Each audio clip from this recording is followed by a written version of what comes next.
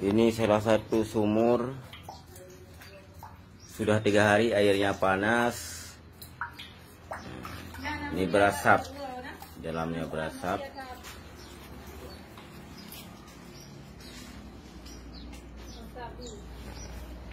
Panas. Untuk bapak-bapak yang ada di Kota Biren, sebagai peneliti, bapak bisa ke sini di Desa Cot Uno, Kecamatan Kuala, Kabupaten Biren, Jalan Laksamana Malahayati, di depan gudang Beko. Ini ada satu sumur yang airnya sudah 3 hari panas. Di dalam sumur kita bisa lihat air sedikit berasap.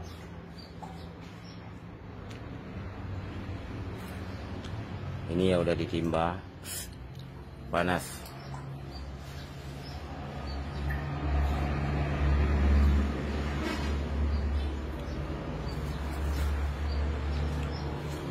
Di sebelah sini ada sumur tetangga juga. Nah, di sebelah sana dia airnya biasa-biasa saja.